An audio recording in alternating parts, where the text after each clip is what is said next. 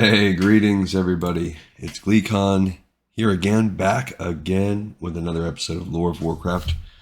Missed you guys. So I've been gone for a few days. We went and saw a football game, had a really good time, but I may have damaged my voice a little bit. So if I sound a little rough on this one, I apologize. Should be getting better soon. Just needs a little recovery time.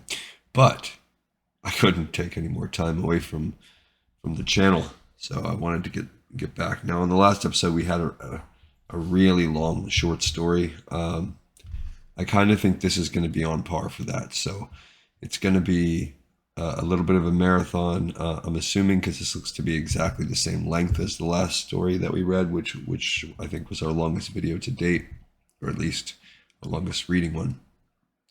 So this story is called Apocrypha. I don't know a lot about it. I do know that it is thousands of years, or at least 1,000 or so years before the Dark Portal opened. So it's something that's in some ancient history. As you can see here, it's from the Warlords of Draenor expansion, and judging from the arrakoa that we have here, this is going to be probably, I see like a darkness and a light. So maybe this is going to be about the Apexis, which would be neat because we don't know a lot about them. So to get one story from that would be pretty cool. It's by Matt Burns. I'm not familiar with him. We may have read a little something, but let's dive down to the nitty gritty here. Stay a while and listen to Apocrypha. Ash still drifted down on the spires of Arak. It would for days to come, weeks perhaps. Rashad was fine with that, he decided. Smoke and ash he could bear. Genocide he could not. Charred forest filled with broken trees and the blackened corpses of his fellow outcast arrakoa surrounded him. Above it all rose the craggy spires of Skyreach, home of the high arrakoa who had sought to eradicate Rashad's kind. The natural stone towers clawed at the belly of the sky like talons. Atop the highest rested a giant gold crystal, the high arrakoan weapon that had rained down death and destruction on the outcasts and their forest home. If Rashad closed his eyes, he could experience it all again. The beam of white-hot fire, harnessing the power of the sun, lancing down from the crystal and setting his world aflame. He could hear the shrieks of wood splintering, the cries of the outcasts burning alive. But all of that was over now, he reminded himself. The order that had ruled the high arrakoa with unyielding fanaticism, the adherents of Rukmar, was in shambles. Their weapon was destroyed. From the ashes they left behind, something new was emerging. Slowly but surely, it was emerging. Rashad saw it right before his eyes. The Order of the Awakened, a new society of arrakoa, striving to abandon the hatred and rivalries that had ruled their people for generations. In the burned-out forest, former enemies walked as friends. On one side, the wingless outcasts, twisted by the curse of Seth. On the other side, their cousins, the elegant and powerful winged high arrakoa, who had once viewed all things that dwelled below their spires as inferior. About time, Rashad thought. These old bones grow tired. A familiar squawk drew Rashad's attention. A blur of red feathers circled overhead. His Kaleri, Percy, swooped low, clutching a satchel overflowing with scrolls between his black talons. All right, I got to pause at that. So 2 things. One, we are firmly placing ourselves in the timeline. So this is where the Arrakoans used the breath of Rukmar. The high arrakoans used it on their own people. I'm not sure if this is necessarily alternate timeline. I don't think it has to be. This can just be ancient Draenor, like from the Second Chronicles, the beginning of Chronicles Volume 2. Second, we have these ancient arrakoa, we have Rashad, we have all these, and then a bird named Percy. Okay. Ah, you found them. Rashad clapped his gnarled hands. He had sent Percy out to check on one of his caches of scrolls. The crafty scholar had hidden many throughout the forests over the years. Bring them here. Percy flung the satchel beside Rashad. sending the scrolls tumbling across the sooty ground. Rack! The elder outcast screeched. Careful, Percival. You know these are fragile. Kaleri landed on the jagged stump of a tree and shrieked a retort. Yes, Rashad sighed, digging into a cloth pouch on his gold-trimmed violet robes. His hand emerged, trailing a mix of seeds and nuts. I haven't forgotten your reward. He scattered it at his feet and wiped his palms on his robes. Percy hopped from the tree trunk and tore through the seeds in a frenzy of beak and talon. Show some dignity. There are strangers about, Rashad chided as he began looking through the fallen scrolls. He picked through them lovingly, as one would handle Kaleri eggs. They were old histories depicting arrakoan society before it had been divided between those with wings and the outcasts. Apocrypha, lore suppressed by the adherents of Rukmar in an attempt to manipulate and brainwash their kind. Rashad carefully placed the scrolls in the satchel, examining each of them for signs of damage from the fires. He stopped at one about Tarok, the ancient king who had ruled over the Arrakoa, titled Before the Fall. Rashad weighed it in his hand. Such a small thing, he thought, just ink and parchment, yet so powerful it could rival even that false sun the high Arrakoa had wielded. Rashad! An outcast hobbled forward, his ash-streaked feathers the color of a stormy sky. A high Arrakoa, wearing a dark blue leather tunic over teal plumage, marched by his side. We have not been able to find Iskar, the outcast continued. Scouts have gone in search of him, but it will be some time before they return. So be it, Rashad said, a coldness pressing down on him. Shadow Sage Iskar was the leader of the outcasts. His absence was disconcerting. He had soon seemed aloof and angry in recent weeks, and Rashad wondered about his intentions. Iskar had always been someone obsessed with power, a byproduct of his personal history. What is he after? Is this new society of Arrakoa not enough for him? Should we be concerned? The high Arrakoa asked. That remains to be seen, Rashad replied. Sit, both of you. Rest. The high Arrakoa nodded as he perched atop a fallen tree.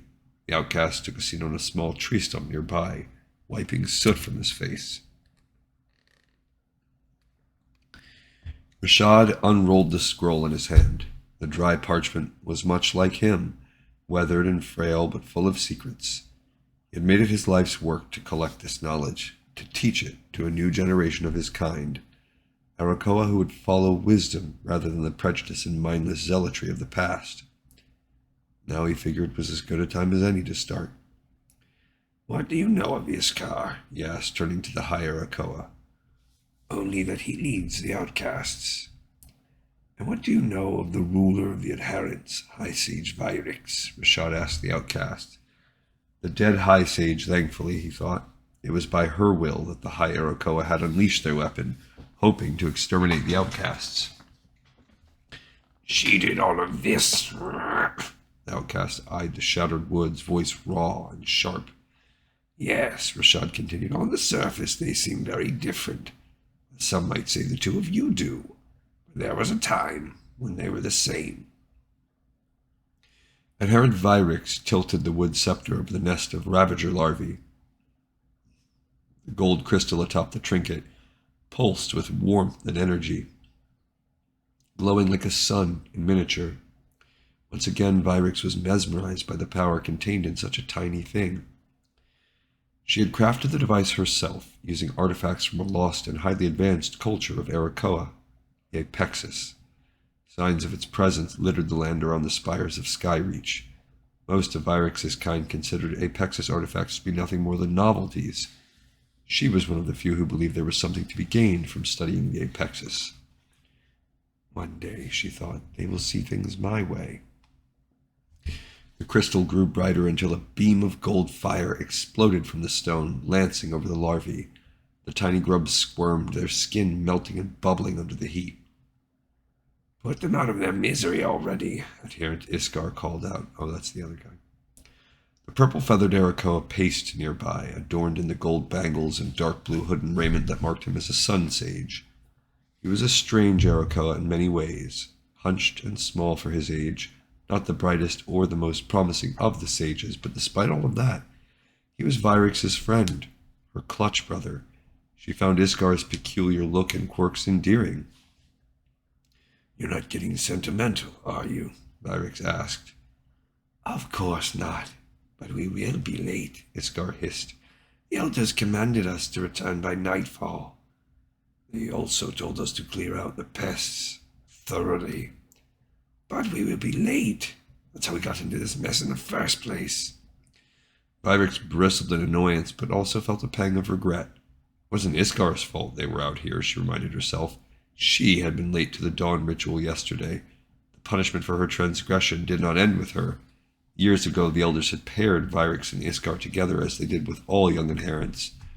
Doing so meant the fledgling members of the order could watch over each other and ensure that everyone followed the decrees of their sun guard, Rukmar.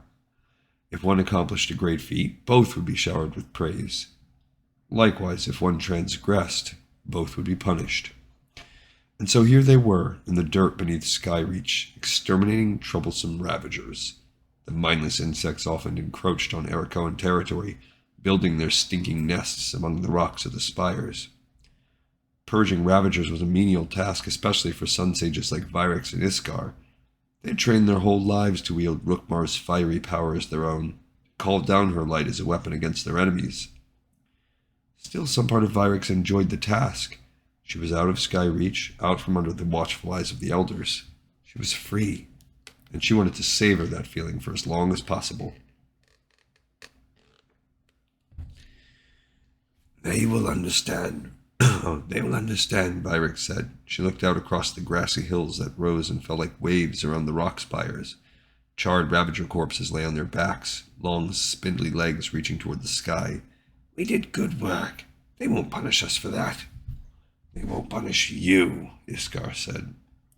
Vyrex opened her beak to offer a retort when something agile scrambled from a tangle of thorn bushes nearby. Another ravager. The large, mottled gray insect skittered across the ground, disappearing into a dense forest just ahead. "Leave it," Iskar pleaded. But Vyrex was already in pursuit.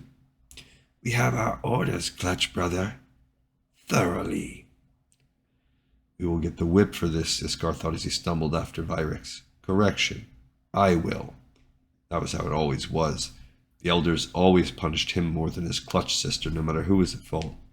He knew the reasons. Vyrex was brilliant. Everything, from their studies in wielding Rukmar's powers to understanding the sciences, came so easy to her.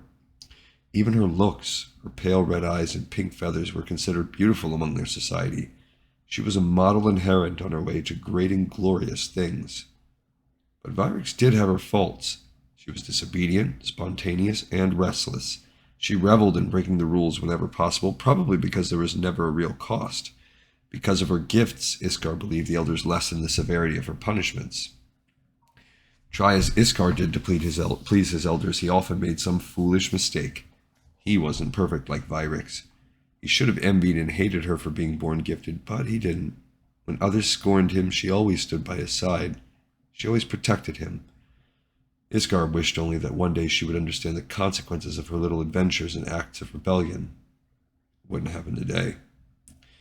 Iskar shivered from the cold that closed in around him. The thick forest canopy blotted out the last light of the setting sun.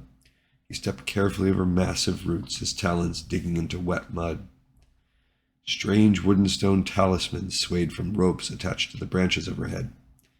They were crude effigies of arrakoa. Sticks of incense burned in the closed talons of the figures, sending ribbons of smoke through the forest. The bitter odor made Iskar's eyes water. They had gone too far. This was the land of the others, those arrakoa who had fallen from Rukmar's grace, the cursed wingless creatures who dwelled in the dirt beneath the spires, the outcasts. Iskar said a silent prayer to Rukmar. He pulled his dreamcatcher from beneath his thick raiment. He clutched the circular wooden talisman, leather cords crisscrossing at its center, tightly in both hands. Iskar held the dreamcatcher in front of him just as the elders had taught him. It would act as a net to capture the curse that afflicted the outcasts and protect him from its withering effects. In his head, Iskar was already planning how he would hang the dreamcatcher outside his roost when he returned to Skyreach. By midday tomorrow, Rookmar's light would cleanse the befouled trinket of whatever vestiges of the curse it contained. We are forbidden to come here without the guidance of the elders, Iskar said as he called up to Vyrix. Please, just give up. Quiet. Look. Vyrix pointed forward. Iskar gazed across the forest. All he saw were trees and shadows. I do not see the Ravager. Forget the Ravager. I have found something more interesting. Ahead. Then Iskar saw it. A form. An arrakoa. He was skulking among the gnarled trees. Brilliant red feathers peeked out from beneath the figure's ratty cloak. Iskar judged that it was a male from its gait and size. The mysterious arrakoa also walked upright, meaning he was not an outcast. He was one of Iskar's kind. He should not be out here alone with the ceremony starting soon, Vyrix said. Yes. I read the wrong voice again. The one we are supposed to attend, Iskar replied. Today marked the start of Rookmar's grace, a time of year when the sun was at its highest, and the days were long and bright.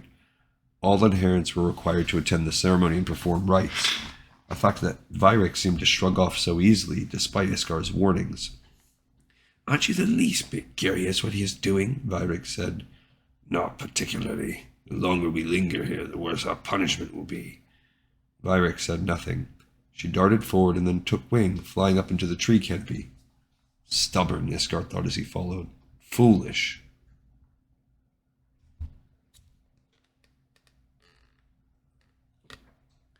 They tracked the strange arrakoa deeper into the woods, alighting on the branches of one tree after another.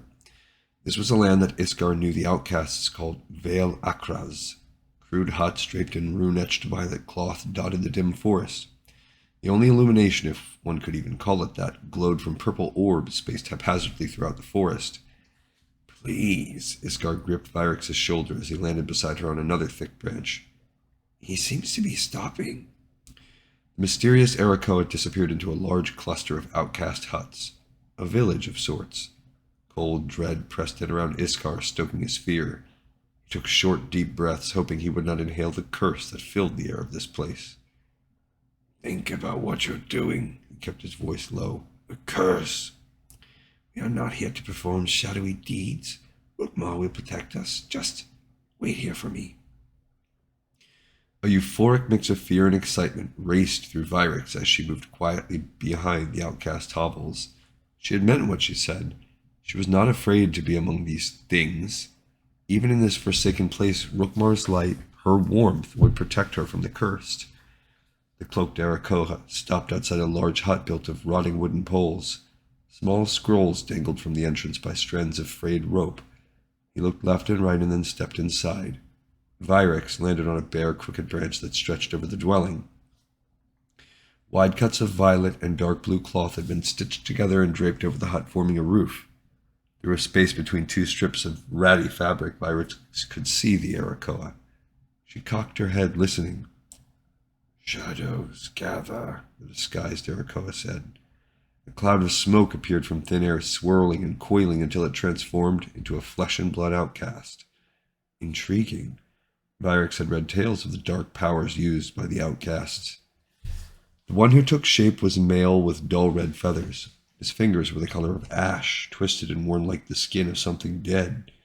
A small red kaliri, barely hatched from the look of it, hung to a purple and gold-worked shawl that adorned his shoulders. When the raven swallows the day, the outcast rasped. Might I recommend a better disguise? Time is of the essence, Rashad. Where is the scroll? Just a moment, the one called Rashad lowered his voice. Vyrix edged along the bough to hear what was being said. A little farther. A little. The branch cracked under her weight. The disguised arrakoa jerked his head up, and for a brief unsettling moment, Vyrix met his eyes. Then he was gone, storming from the hut, throwing off his cloak and flying up into the canopy. Vyrix cursed. She abandoned all subtlety and leapt through the air, soaring over the village. Thick tangles of branches scraped at her back and wings as she gave chase. The dense woods offered little in the way of visibility. She hopped from bough to bough, swatting at leaves, eyes nearly closed to protect them from debris. Virix charged through a clump of branches and quite by accident slammed into the back of the other arrakoa. The pair fell to the ground, tumbling across roots and sliding in the mud. The male was quick. He was back on his feet, one of his hands raised high. Wisps of fire curled like wind serpents around his talons as he began to call on Rookmar's power. By Rookmar, Virix thought. She recognized him. That is a kiss, an adherent. They send you after me? The male snapped his beak, raising the crest feathers on his head to make his form more imposing. Virix fumbled for words. Who? The other arrakoa narrowed his eyes. Why are you here? I could ask you the same question. Virix slipped her hand toward the small bone dagger strapped to her belt. Her eyes never left the other arrakoa. She weighed her options. Was he an enemy of Skyreach? Or had he been sent here on official business by members of the adherents? The latter was a possibility, however remote. He was, after all, an adherent. From afar she heard the sound of voices, the beating of wings. Branches rustled and cracked. No, Kiss whirled, gazing up into the canopy. They know. They know.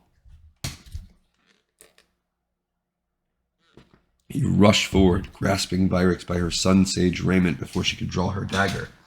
Tarok, the ancient king. It is lies, all lies. What he was, what he did, what the curse is. 4 blade talons, elite warriors of the adherents, crashed through the canopy.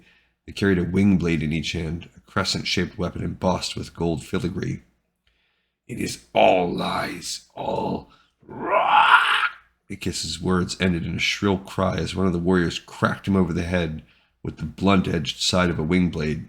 Ikis fell to his knees, gasping. A second blade talon slid a black leather blinding hood over Ikis's head, covering his eyes, while another shoved a rune-etched metal ring over the captive's beak, forcing it closed. The last of the blade talons tied Ikis's arms together with a length of thick crimson rope. Virix! Iskar landed beside her. They found me just as you entered the village.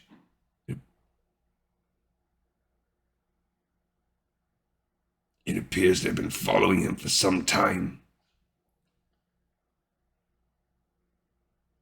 Oh, I'm looking at Iskar versus Ikis. And you nearly ruined our hunt. One of the blade talons approached Virix, towering over her. You're not supposed to be here. Virix had to back away to avoid getting cut by the jagged edges of the copper-hued armor that flared out from the blade talon's chest and rose over his shoulders. You're hunting ravagers, she said, her voice meek. For the first time, a sliver of fear raced through her. I don't see any ravagers. The warrior made a show of looking around. He turned his gaze toward the other blade talons and pointed at Virix. Take these 2 back with us. They have been among the cursed. The crack of Rookmar's tail thundered in Iskar's head. The whip clawed down his back like talons of fire, searing feathers and flesh. White-hot pain exploded behind his eyes.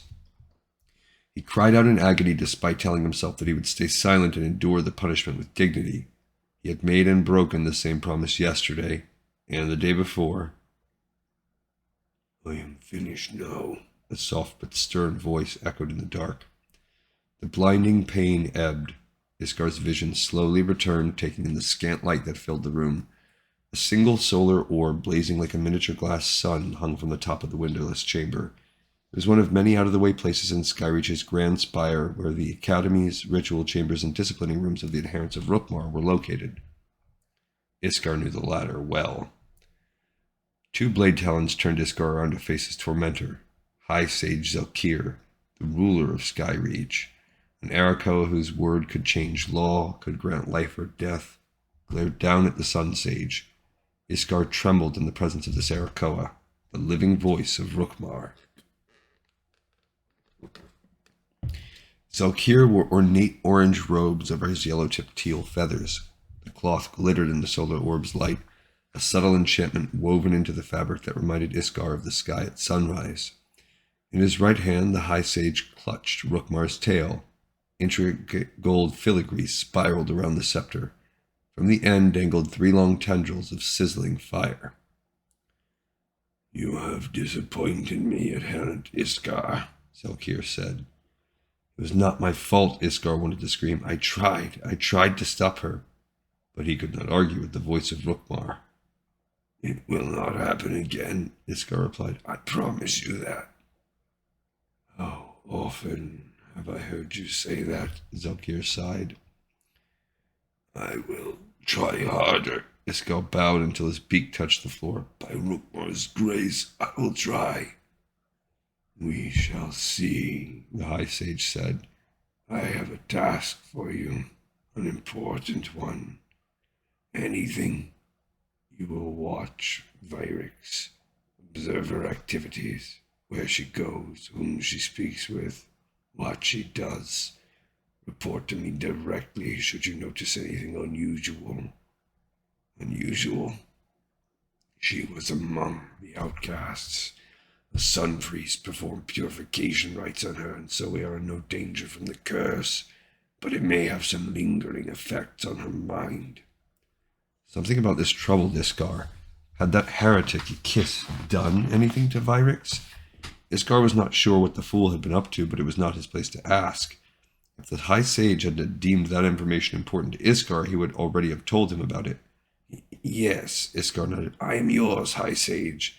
I am yours to command by Rukmar's will. Later, Iskar wandered out onto one of the many open terraces of the Grand Spire. He winced as his feet touched the stone platform, each step sending a jolt of pain up his back. No one paid him any mind as he hobbled forward. A handful of adherents milled about on other parts of the terrace, almost all of them discussing news of the Kiss and his capture. Iskar ignored the discussions and made his way to a giant brass sundial that towered at the center of the platform. Notches around the edge of the device denoted different times of the day. Whenever the shadow of the sundial fell across one of these notches, all of the adherents would stop to whisper their thanks to Rukmar for sharing her light with the arrakoa. Iskar repeated the invocations to himself, making up for the ones he had missed while receiving his punishment in the disciplining room. When he was done with his prayers, he found a spot at the edge of the terrace and leaned against the gold-plated railing. A strong breeze whipped over the platform, tossing his hood and sending the embroidered banners that hung from the terrace above into a frenzy. A crimson Kaleri landed with a squawk on the railing. Iskar stroked the bird's feathers and breathed deep, trying to relax, trying to make sense of the last few days. Below, a sea of green, red, and yellow forest stretched in all directions, broken only by the rising stone talons of Skyreach. Arrakoa soared through the air above and below where Iskar stood. Among them were pairs of young adherents. Iskar wondered whether any of them had been given the same task he had, to watch over your clutch brother or sister. That was normal, part of life as an adherent. It was the purpose of placing the followers of Rukmar in pairs. They were trained to watch for symptoms of the curse. Lethargy, tardiness, questioning the orders of elders. Those were the first warning signs that the affliction was present, ideas ingrained in all arrakoa from the moment they hatched. But to actively spy on your clutch sister's every action and report it, that was something else. Was he betraying Vyrix by doing this, or was he protecting her? Lies. All lies. That voice had dogged Vyrix's thoughts over the last 3 days. She had spent that time isolated in her roost. That was the punishment handed down to her by the High Sage. Each day a sun priest had come to perform purification rites to purge any lingering remnants of the curse that she carried. Through it all, Vyrix's thoughts had remained on a kiss. She had no sympathy for the heretic. According to the sun priest, a kiss had been conspiring with the outcasts against the adherents. He would be exiled in a few days. His wings would be cut, and he would be cast out. And he deserved that, and more. But what had driven someone like a kiss, someone so gifted and respected among her order, to throw away his life? And what was that scroll he was after? How could something like that be dangerous? The mystery gnawed at her, haunted her. She could not rest until she discovered an answer. So on the day she was released from isolation, she found herself drawn to the deepest corners of the great archive of Skyreach, surrounded by old and dusty tomes. Vyrix rubbed her eyes, leaning back from the stack of books on the table of the reading alcove she'd claimed. It was one of many carved into the stone walls of the archive. Outside, hundreds of teardrop-shaped nests filled with tomes and scrolls hung from the walls, spiraling up the length of the chamber. Kaleri soared to and fro among the nests, delivering books to visitors and replacing those that had been left in the reading alcoves. She watched the highly trained birds for a while, thinking about everything she had read. There was something here, she knew. Something not quite right. Vyrix leaned forward, again reading through a passage about Tarok she had found on the histories of ancient kings. It told the story of the legendary arrakoan king Tarok, who had once ruled over Skyreach. The tome recounted his many crimes and depraved acts. It painted a picture of Skyreach under his rule as a time of suffering and tyranny. Only when the brave adherents of Rukmar rose up to challenge Tarok did this tragic era end. They overthrew the king, casting him out of Skyreach and liberating all Arrakoa from oppression. Rukmar then turned her back on Tarok. He became an outcast, shriveled and maddened by the curse. This was not new to Vyrix. She had heard the story countless times. What was strange was that every historical account she read about this event was worded the same. On the histories, Tarok's tyranny, Rukmar's deliverance. These were documents supposedly written decades, even centuries apart. Yet their chapters on Tarok were identical. Vyrix imagined a Kiss City in the archive, reading over the same scrolls and books she was. What had led him here in the first place? More importantly, where had he gone afterward? That the histories were identical was odd, but that did not tell her anything new. She needed to find answers elsewhere. The Great Archive was public, open to all Arrakoa, but other repositories of lore existed, caches of rare tomes accessible only to the adherents of Rukmar. Vyrix tapped her talons against the table, thinking. Plumbing the archives of the adherents would be far more difficult than coming here. The sun scribes who watched over those hallowed places would question her sudden interest in Tarok, and that could raise suspicion among the elders. That would be a challenge, she thought, a sliver of excitement racing through her. Vyrix stuffed the scrolls and tomes in a small basket hanging outside the lip of the reading alcove. The Cleary would come later to put the writings back in their correct places.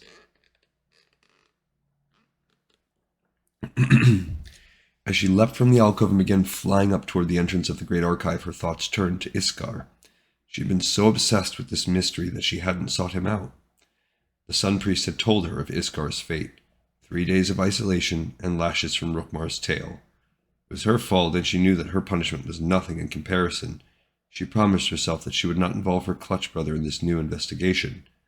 Vyrix would seek him out later, she decided. Now she had questions to answer.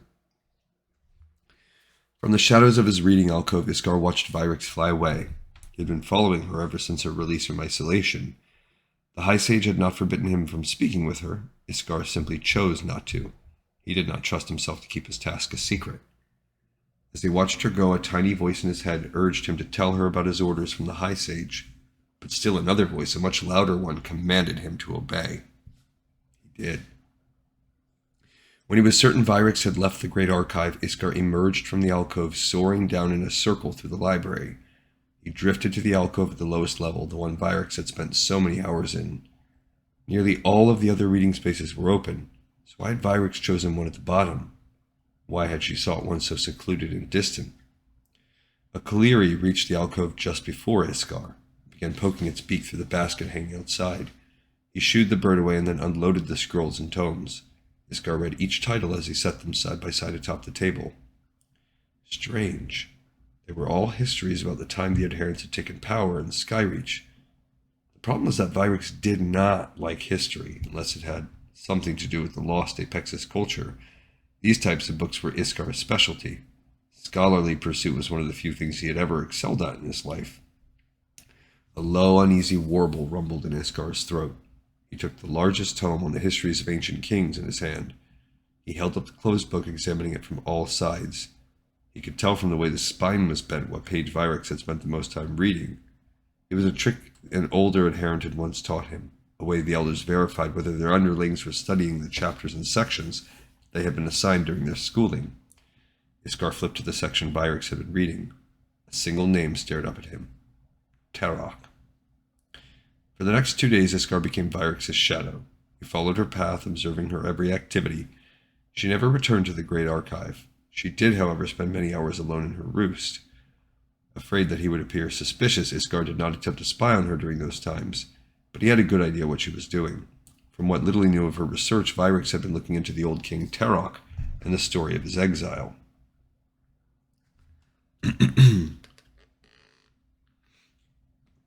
That alone was not cause for alarm. From the time arrakoa were hatchlings, they learned about Terok, but the manner of her research, the elusiveness and secretive nature, was odd. Virix seemed to avoid contact with other arrakoa whenever possible, emerging only late at night. Were those not signs of the curse? Iskar did not want to believe so. Rukmar adored Virix. She was blessed. Wouldn't the sun god protect one so gifted as Virix from the curse? The question weighed heavy on Iskar as he soared to the highest levels of the Grand Spire for his meeting with the High Sage. He had lain awake the night before, wondering what he would say to Zelkir. What could he say other than the truth? Iskar located the High Sage on the spire's highest terrace, a platform inlaid with colored glass arrayed in the pattern of a giant plume of feathers. Above, ornate banners and glimmering sunstones hung from the long wooden shafts embedded in the rocky face of the spire. The decorations were beautiful, but Iskar found no joy in seeing them. His attention was focused on one thing, a cage of iron shrouded in black cloth dangling from a wood pole directly over the terrace. A kiss was within. He had been there ever since his capture, and there he would remain alone and in the dark until the day of his exile. An elder sun sage had enchanted the black material that covered the cage to expel and ward away heat and light. That was part of his punishment. To be so high, to be so near Rukmar's embrace, but to experience none of it. Iskar shuddered at the thought of being cut off from the sun like that. He had heard that arrakoa would go mad for being locked in the cage. They would pluck out their own feathers. For a moment he imagined Virix in that cage, put there because she had shown signs of the curse. Iskar's heart ached with a terrible sense of loneliness. Adherent Iskar, Ice Sage Zelkir said. Iskar forced his eyes away from the cage. He kneeled, bowing his head. Rise. The High Sage beckoned him to come closer. What have you learned? I have been watching her, Iskar replied. And she has changed. The High Sage did not show any sign of surprise. He remained stoic as always. In what way? She is, well, Iskar hesitated. She is reformed, more dutiful and obedient than ever. The lie just spilled out, as if someone had taken control of his mind and body. Someone he did not know. But even as he spoke, even as Iskar reeled in shock and apprehension, he did not stop. She has spent her time reciting prayers to Rukmar. I've seen it with my own eyes. You are certain? Zelkir asked, fixing his gaze on Iskar. At any other time, that gaze would have withered Iskar and sent him begging for forgiveness. But something unfamiliar, something exhilarating, surfaced from beneath the self-loathing and shame that usually ruled his thoughts. For the first time in his life, he felt strong. The High Sage, the most powerful arrakoa in the world, believed him. Iskar, who had been the object of scorn among his peers, so often passed over by his elders, had power over the voice of Rukmar. I am certain. Iskar's words were even and unshaking. The High Sage turned away, waving him off as one would a Kaliri. Continue your watch. Once he was away from the terrace, Iskar's strength vanished. A wave of panic seized him. What have I done? Rukmar, forgive me. He landed on a small platform lower on the grand spire to catch his breath. His stomach twisted in knots. He feared for a moment that he would hack up his morning meal. It was for a righteous purpose, he told himself. He couldn't take the lie back, but he had won a second chance for Virix. If he could turn her away from whatever foolhardy path she'd set out on, if he could save her, then it would all be worth it. The soft song of wind chimes drifted across Skyreach. Virix heard it from within her roost. She knew what it meant. The heretic would be exiled tomorrow at the break of dawn. Virix was surprised that it was already happening. She had lost track of the days, and she had little to show for it. Her research had led her nowhere of substance. She had rifled through the adherent archives to the best of her ability, but had found only references to lost texts about Terok, writings deemed apocryphal by the adherents. Whether they existed somewhere in Skyreach, Virix did not know. She paced her small roost, wondering what to do next. The place was in disarray. Bed sheets tangled out from the lip of the cocoon-shaped nest that hung from the ceiling. Open tomes and scraps of parchment littered the floor. Her reading table was cluttered with broken Apexis artifacts, tools, quills, and bowls of half-eaten rotting food. But the fact was she simply didn't care. Reaching a dead end like this infuriated her. It only made the mystery's hold over her stronger. Nothing else mattered. Vyrix! A voice called from outside the door to her roost. Through the cloudy glass windows on either side of the entrance, she could see Iskar perched in the alcove outside. Vyrix let him in, feeling guilty about her days of avoiding contact with her clutch brother. Iskar. She continued a few different excuses, harmless lies to explain why she'd been keeping to herself for so long. I'm sorry I haven't been out to see you. The Sun Priest. No lies, Iskar cut her off. He barged into the roost. I know what you've been doing. Vyrix was silent for a moment. She wasn't sure what to say. Finally, she asked, How? How? Because the High Sage ordered me to find out. To watch you. He thinks. Watch me? Venom laced Vyrix's words. And you didn't tell me. Will you listen? Iskar moved close, lowering his voice. He was afraid you were cursed. Cursed? Vyrix chirped with laughter. You can't be serious. I didn't believe him. That's why I kept your research about Tarok a secret. Iskar turned away from Vyrix. He let out a long, tired sigh. I lied to the High Sage. That surprised Vyrix. She had never imagined Iskar would have the courage to do something so bold. It is not a good thing, Iskar said as if reading her thoughts. Just tell me why you were researching Tarok. Vyrix considered this. She decided that Iskar deserved the truth. Vyrix explained what had happened with the kiss in Vale Ekraz, his meeting with the Outcast, and the cryptic words he had spoken before his capture. Then she recounted her findings about the similarities among every account of Tarok's fall. Is it not strange they're all the same? Vyrix asked when she was done. Perhaps. Iskar circled the reading table. He sniffed at the bowls of old fruit and reeled, shuddering. But if the event was clear, the histories would depict it accurately. There is a difference between accuracy and... Vyrix trailed off, unsure of how to say what she thought. And what? Iskar prodded. And fabrication. Iskar shook his head.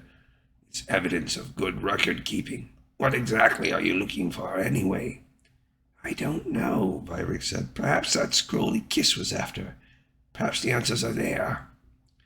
Iskar's talons raked through the feathers on his head. Why would you believe the heretic in the first place? He wanted to manipulate you, cast doubt into your thoughts. He spread his arms, gesturing at her squalid chambers. You've become obsessed, crazed. Clear your mind and prepare yourself for the exile tomorrow.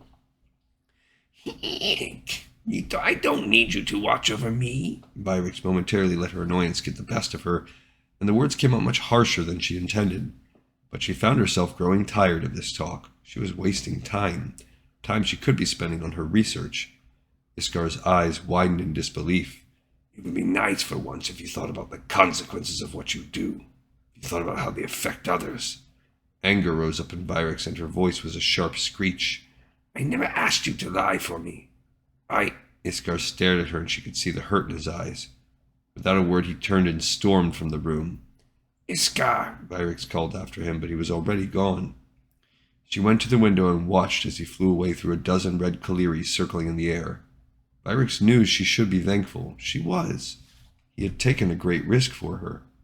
But she couldn't stop. Not when there was still a chance to find answers, however slim. Before dawn, almost every member of the adherents of Rookmar gathered in the ceremonial chamber of the Grand Spire to witness the glorious exile. As was tradition, the elder adherents took their positions along the edge of the chamber's stone and crystal platform where the ritual would take place. They stood in perfectly ordered rows, staring forward at a pair of blade talons who held the heretic by chains attached to his wrists. Two massive stone statues of arrakoa, holding serpent-shaped scepters adorned with solar orbs, looked down on the condemned. The rest of the adherents perched along the ledges above the platform. They organized themselves by vocation. Iskar took his place among a cluster of sun sages on the eastern side of the ritual floor. To their right were the sun scribes. To the left were the martial blade talons. Stragglers trickled in, hoping no one would notice. Someone would. Someone always did. They would feel the touch of Rukmar's tail when the exile ritual was over. Iskar searched the crowd for any sign of Vyrix, but saw none. He was still angry at her, still furious about her selfishness, but also concerned. Was she so foolish as to miss the exile? He didn't think her obsession was that extreme. He was beginning to regret not checking in on her. A hush fell over the adherents as High Sage Zelkir arrived. He was adorned in brilliant ceremonial garb, silver bands of sharp-edged armor that curved around his shoulders. Atop his head he wore a crown of jagged metal shaped like elongated talons. Zelkir marched forward, the talon of Rukmar clutched in his right hand. Gold thread wrapped around the shaft of the long staff, which was also decorated with gems the color of a clear blue sky. Topping the weapon was a curved stone blade. It was a holy relic from ancient times, said to have been made from Rukmar's own quills and talons. The High Sage stopped before the heretic. Ikis, still wearing his blinding hood, looked much thinner than the last time Iskar had seen him. Patches of his feathers were missing, as if he had torn them out. The once brilliant red of his plumage had faded to a muddy crimson. "Behold!" The High Sage raised his arms. Outside, the sun was starting to rise. Light cascaded through a yellow-tinted crystal dome built into the top of the grand spire. Gold rays shimmered across the polished brass and copper surfaces in the chamber. Before long, everything in view seemed to glow with Rukmar's light. "Dawn has come," the High Sage continued. "Rukmar has returned for another day, just as she has always promised she would. Her light will grace the skies and shield us from the dark. All that she asks in return, all that she has ever asked, is for us to embrace her will. And yet there stands one who has turned his back on her. He was a friend to some of you, a teacher, a member of our own order. His name is Ikis, and he bears the curse of the Outcasts." A low warble arose from the other adherents. Iskar looked at the crowd again for Vyrix. "Where are you?" The High Sage raised his voice to silence the adherents. "Let this be a reminder that we must remain vigilant, or the curse can sink its talons into even the greatest among us. Ikis, who once held so much promise, has conspired with the outcasts to tear Rukmar's gifts from us and leave in his wake only shadow and despair. I wonder, then, what need does he have of wings if he has shut his eyes to Rukmar's light? What need does he have of wings if he would rather walk the mud among his ground-dwelling allies and soar her glorious skies?" The High Sage approached the heretic, signaling to the nearby blade talons. They stepped back, pulling tight on the chains connected to Ikis, forcing his hands out to the side, palms up. Ikis's crimson wings stretched out beneath his arms, his feathers almost touching the ground. "He has no need of his wings, for he is no longer a child of our most precious and benevolent god." High Sage Zelkir raised the talon of Rukmar. He positioned the weapon's curved blade near the heretic's armpit. Slowly, Zelkir slid the talon of Rukmar along the underside of Ikis's arms, stopping at the inner edge of the wing. Then, with one practiced stroke, he swiped with the blade across the length of Ikis's arm. The talon ripped through the feathers, skin, and bones alike. Blood spurted across the floor, pooling in its intricate crystal and stone designs.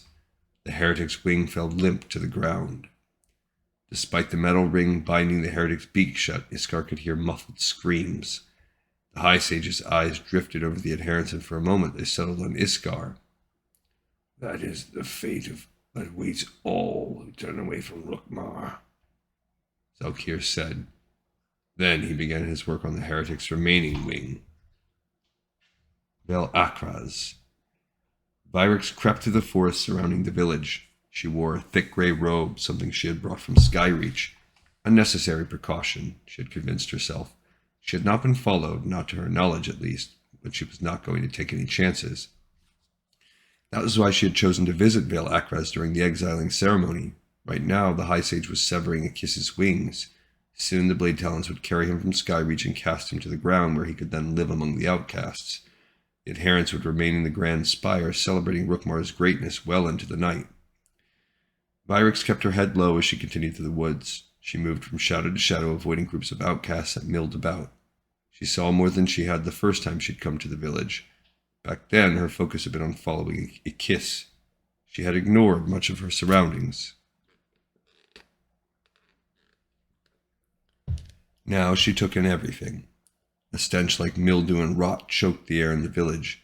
The outcasts hobbled about, bodies disfigured by the curse.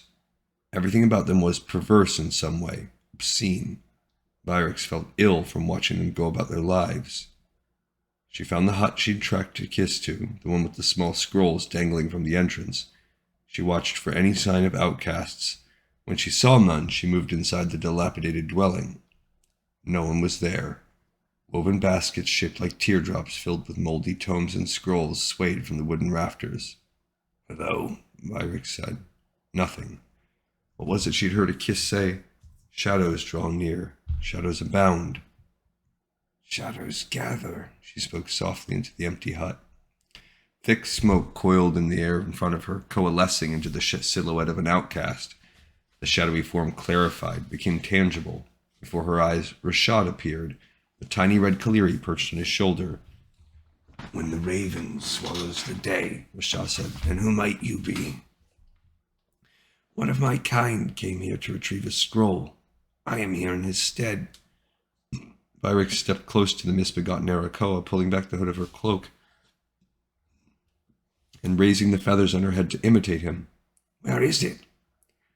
"Ah, you were the one following him," Rashad replied. The casual, almost mocking tone in his voice grated on Vyrix. "What makes you think I would give the scroll to you?" In the space of a single breath, Vyrix drew the bone dagger from her belt and thrust it against the outcast's neck. "I can be quite persuasive, and She stopped speaking, feeling something sharp digging into her chest. Vyrix looked down. Rashad had a small black dagger, hooked like a Kaleri talon, pressed against her. "I may be a scholar, but that doesn't mean I'm a fool," Rashad said. "Perhaps not." Vyrix slowly reached out toward the Kaleri chick with her free hand. She grasped it. "But I must ask you to lower your blade and give me what I want." Vyrix squeezed the Kaleri. The bird chirped in pain, thrashing helplessly in her palm. "Enough! Enough!" Rashad withdrew his dagger. "I was merely verifying your intentions. If I thought you an enemy, I would not have shown myself. You spoke the correct words." Vyrix released the Kaleri. She pulled her dagger away, but kept it in hand. "What do the words mean?" "They're part of a lullaby from a time before the Divide." Rashad spread his arms, gazing at his surroundings. "Before the curse, when the arrakoa were something more, when they were wiser." He dug into his tattered robes and withdrew a roll of old parchment. A leather sheath, dyed purple, covered the paper. "With this, perhaps that time can come again." Vyrix took the scroll. She turned it in her hand, examining the faded runes scrawled across the sheath. "I doubt that you were truly a friend of the other arrakoa who came here, but the fact that you are here, that you would risk exile, tells me enough. You are a truth seeker. In these times it is so rare to find one from up in the spires," Rashad said. "That scroll can change everything. Bring us together again." Bring us together again? Was this fool really thinking? A chorus of sharp screeches from outside broke Vyrix's line of thought. She left the hut, tucking the scroll into her belt. Outcasts were fleeing in all directions. Overhead, something large scrambled through the crimson and green-leaved canopy. Something with wings. Vyrix cursed, shedding her disguise so she could stretch her wings. She flew over the huts of Vale Akraz. She landed without grace on a tree just beyond the village, scattering a dozen Kaleri that had been preening themselves among the branches. Before Vyrix could take wing again, a hand clawed at her arm. She whirled, knocking her attacker away, while at the same time summoning a ball of Rookmar's fire in her palm. Then she saw him. Iskar. Her clutch brother stared at her, arms splayed wide, grasping tree branches to steady himself. "You should not be here." His attention shifted to the scroll tucked into her belt. Is that what you risked so much for? What is it then? I'm not sure yet. As Vyrix spoke, the rush of excitement she had been feeling ebbed. Fear and disgust took its place. She realized how foolish she sounded, how foolish she'd been. Only when they had returned to Skyreach and reached the safety of Vyrix's roost did they dare open the scroll. In the light of a solar orb, they read over the old parchment. It was a compilation of many ancient documents. The largest portion dealt with Tarok and his daughter Lithic. It was a markedly different version of events from the one Iskar and his kind had learned growing up, the one depicted in the archives and in other official writings. For starters, none of the histories he had seen had ever mentioned that Tarok had a daughter. In this version, he had not been a tyrant but a glorious king, a kind-hearted and brave ruler. The adherents of Rukmar had held a great deal of respect during that era, but they had lusted for more power and prestige, and only one thing had stood in their way: Tarok. The adherents overthrew the king to achieve their goals. They apprehended him, Lithic, and the king's closest allies. They dropped them from the sky into the pools of Sethek Hollow. Vyrix read aloud. Sethek Hollow? Iskar knew of that place. It was forbidden. A swampy mire east of Skyreach that, according to the adherents, was steeped in shadow. Legend said that the malevolent god Seth, the enemy of Rukmar, had died there in ages past, tainting the land with his blood. Without her wings to keep her aloft, Lithic did not survive. The fall shattered her bones. Tarok, however, did survive, Vyrix continued. Upon touching the cursed waters of the hollow, he contracted the curse of Seth. The waters, that is the source of the affliction. That is the source. The strength seeped away from Iskar's body. Was this true? Could it be true? The elders had taught him that the curse was the result of falling from Rukmar's grace, the result of disobedience, among other things. It was something brought about by one's own weakness, not by an outside force. But this document said its source was the waters in Sethek Hollow. That meant anyone, regardless of their virtues, could fall victim.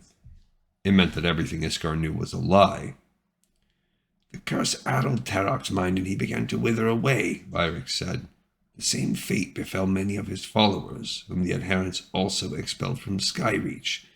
They became outcasts. With Tarok gone, the adherents gained complete control over the arrakoa. Vyrix set the scroll on the reading table. All this time. A cold anger welled up in Iskar. He had lived his whole life under the belief that if he maintained his faith, if he observed every law, he would be free of the curse. All of the punishments he had endured to prove his devotion, all the torment and hardship he had suffered. What had everything been for? We don't know if any of this is true, Vyrix said. You said the same thing yesterday. How do we know the Outcast didn't fabricate this to manipulate us? We don't know, Iskar said. But he would find out. If this document existed, if it was genuine, there would be others. Apocrypha, hidden away in the heart of the Grand Spire. Scrolls and histories lost to time, concealed by the elders. Clues, secrets, truths. But if it is true, he continued, then this will change Skyreach forever. Vyrix paced to her window. Dozens of Kaliri swooped through the night sky outside. They cawed and screeched, landing on natural rock ledges along the spire. Beyond the terraces of Skyreach glowed in the light of solar orbs. Vyrix was in that moment taken with its beauty. We must destroy it, she said, turning to Iskar. Destroy it? Her clutch brother stared at her in disbelief. We must hide it somewhere. This could ruin everything. It's too dangerous to keep around, Vyrix countered as she moved toward the scroll. Iskar did the same, slamming down his hand on the parchment. If this is true, it means we've been living a lie. Isn't that important to you? You went through all this trouble to get it. You risked everything. Now you want to destroy it.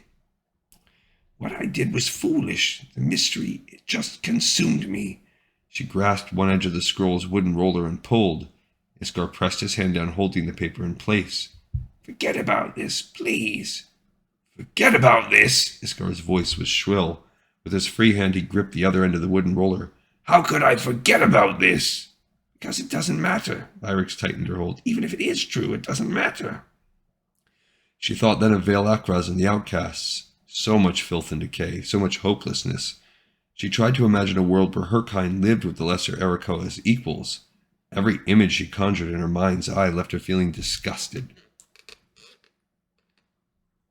Skyreach was powerful and glorious. To change it, to mend ties with the Outcast would destroy everything she knew.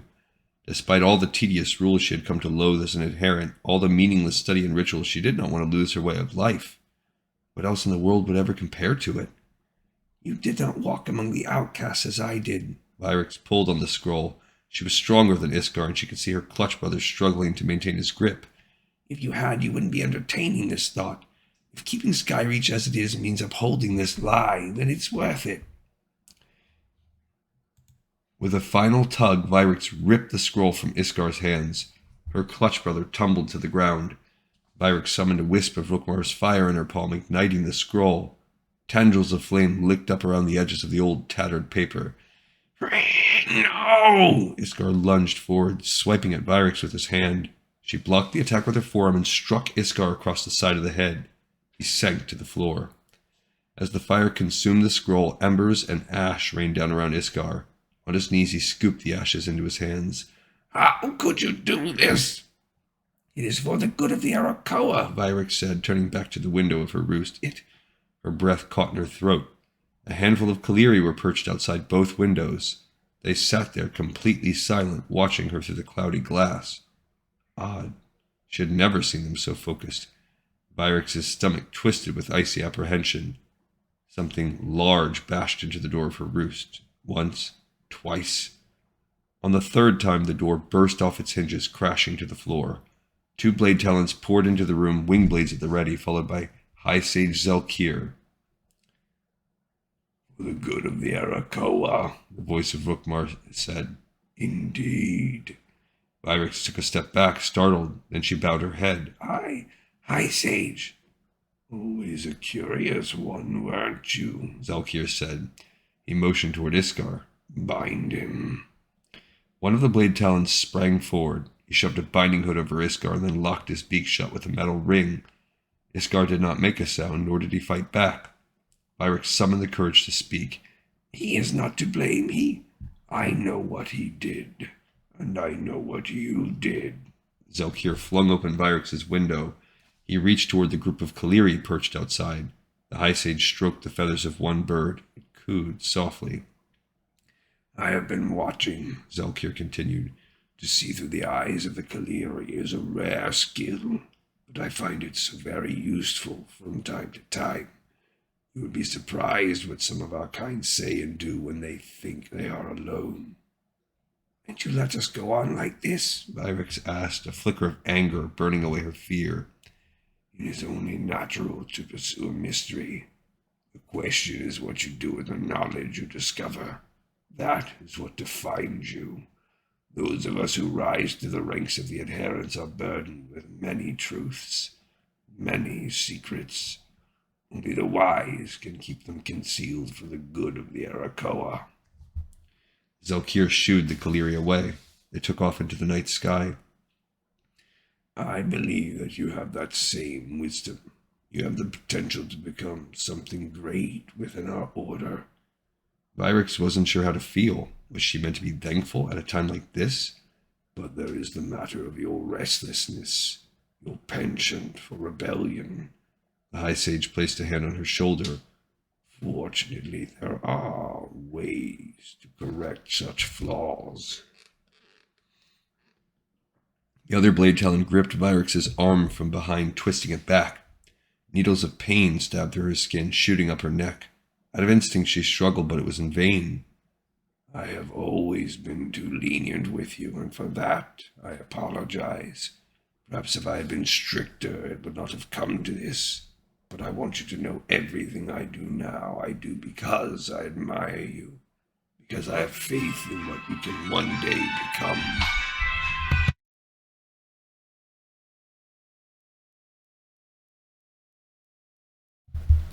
Vyrix screamed as the blade talon slipped a blinding hood over her eyes. Darkness swallowed her world. Vyrix did not know how long she had spent in the darkness. Days, weeks, a lifetime. The truth was she did not care. She only wanted it to end. Mercifully it did. Someone pulled the blinding hood from her head. She found herself face to face with the High Sage. Vyrek said nothing as he gently helped her to her feet and then led her through a winding catacomb somewhere beneath the grand spire. Do you know why I made Iskar your clutch, brother? The High Sage asked. Vyrek's time in the darkness had muddied her senses. It took her a moment to understand the words.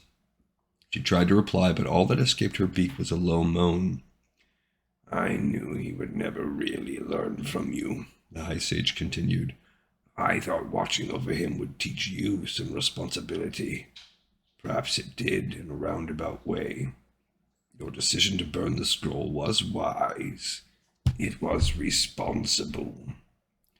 She followed the High Sage into the main chamber of the grand spire. Rays of light flooded through the crystal dome in the roof. Vyrek arched her back and sighed in relief as light washed over her, warming her body. More than food or water, she had desired this, light. She found herself reaching up to the light, wanting nothing more than to touch it, to hold it. There wasn't enough in the room to satisfy her. There would never be enough, not in all the days of her life. But I realize now that responsibility was not the thing you needed to learn, the High Sage said. What you truly needed was to understand the meaning of consequence. The words pulled Vyrek out of her euphoric stupor. She noticed the 3 arrakoa standing in the middle of the chamber. 2 blade talons flanked Iskar, holding him by chains that shackled his wrists. His beak was still bound shut with a metal ring, but the warriors had removed the blinding hood, allowing Vyrek to see him and him to see her.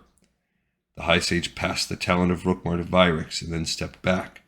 She weighed the sacred artifact in her hands and looked about the room. No one else was present to watch. This was not like the other banishment ceremonies. This was something far more private, far more secret. Will you live in light or in shadow? The High Sage spoke softly behind her. Vyrek stepped forward, staff in hand. Iskar stared back at her. He did not move. He did not make a sound. His eyes held not a trace of fear, only anger, cold and brittle. And she placed the blade under his outstretched arm, and she made her choice. A brief silence passed after Rashad finished his tale. The other outcast rose from the tree stump, stretching his crooked back as best he could.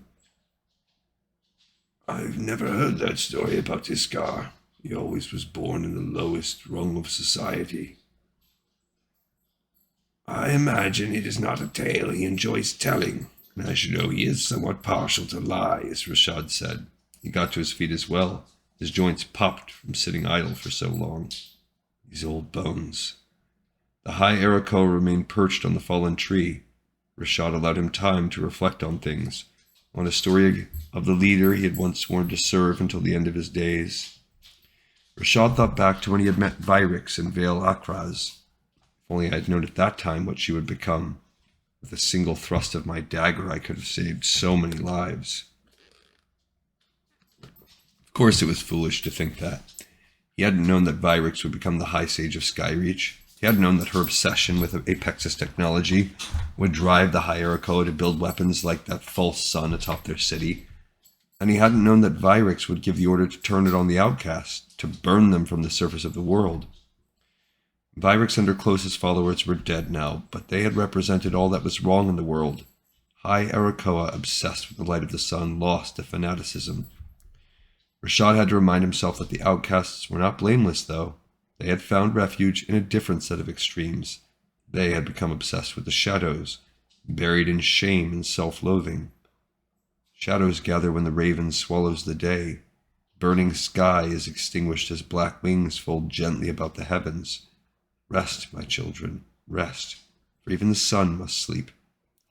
The ancient Arrakoa had known that having light and dark in equal measure was natural. Only together would the outcasts and their winged cousins succeed. Now, finally, Rashad's kind was realizing that. Most of them, at least. He wasn't sure if some, like Iskar, had seen reason. Iskar's life, much like Vyrek's, had changed after he discovered the truth about Terok. Although crippled and exiled, he had risen through the ranks of the outcasts and become their leader. In recent years, Rashad had sensed something dark growing in Iskar, a quiet longing for vengeance and power. Perhaps it had been born during those final days in Skyreach. Had Iskar woken up like the two Arrakoa in Rashad's presence? Had he put the past to rest in favor of a new future? Or was he still trapped in the old way, still stumbling through shadow? Rashad! A high Arrakoa lighted near the storyteller. A panic looked in his eye. We found the scouts sent to find Iskar. They are dead. Dead? The elder Arrakoa asked. Killed by Iskar. Others are continuing to search for them, the messenger said. The storyteller sat back down on the charred tree stump. Idly, he upended the pouch of seeds and nuts and spilled the contents across the grounds. Percy cocked his head in confusion. He looked up at Rashad as if expecting some kind of trick. Eat up, eat up. Rashad gestured to the food. Such glorious things were to come for his people, he knew, but it was not yet time to celebrate. There was work to be done, remnants of the past to overcome. You'll need your strength in the days ahead. We all will. All right, so that was cool. I don't know if that's alternate timeline or not. It doesn't sound like it has to be, and I wonder what happens, like, what's different? What makes the Arrakoa of Warlords of Draenor different from just the Burning Crusade? Because the Burning Crusade doesn't really have a high Arrakoa, and there's a lot more Arrakoa community, like a lot more of their society is still existing in Warlords of Draenor than there is in the Burning Crusade. All right, so that was another long one, but I appreciate everybody for watching, for listening. I hope you enjoyed it. Sorry again for the voice, but it should get better over time. All right, this one in the pipe, 5x5. I look forward to seeing everybody next time on Lore of Warcraft.